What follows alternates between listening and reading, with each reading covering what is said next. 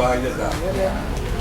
Jadi petugas mengatakan itu nggak bisa berubah. Penjabat Bupati Aceh Besar Muhammad Iswanto SSTP MM meluncurkan atau melaunching kartu tani digital untuk kelompok tani di Komplek Kantor Camat Blang Bintang Senin 30 Januari 2023. Dalam sambutannya, Muhammad Iswanto menyatakan dalam meningkatkan dan memudahkan pelayanan pendistribusian dan penyaluran pupuk bersubsidi di tahun 2023.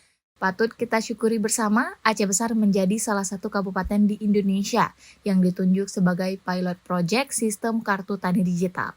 Oleh karena itu, kita berharap para petani dan kios Saprodi dapat beradaptasi dengan sistem baru ini dikarenakan sistem ini dapat memastikan penyaluran pupuk yang lebih efektif, tepat sasaran, dan sesuai dengan mekanisme yang seharusnya, ujar Iswanto. Selain itu, sistem ini juga merupakan salah satu bentuk perbaikan tata kelola dan penyederhanaan proses penembusan pupuk bersubsidi sesuai rekomendasi Kementerian Pertanian, Kementerian Perdagangan, dan Badan Pengawas Keuangan Republik Indonesia.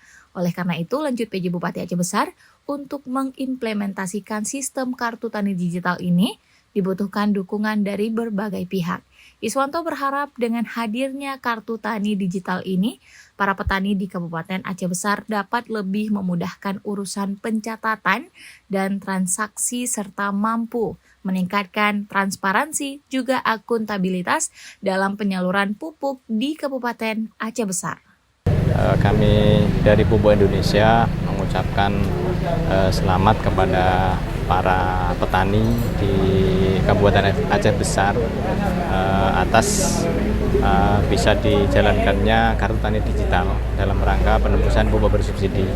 Harapannya adalah bapak-bapak dan ibu petani bisa memanfaatkan kartu tani digital ini dan jikalau belum melakukan aktivasi, segera aktivasi dan bisa melakukan penembusan di kios pupuk bersubsidi yang merupakan pengecar resmi Pupuk Indonesia.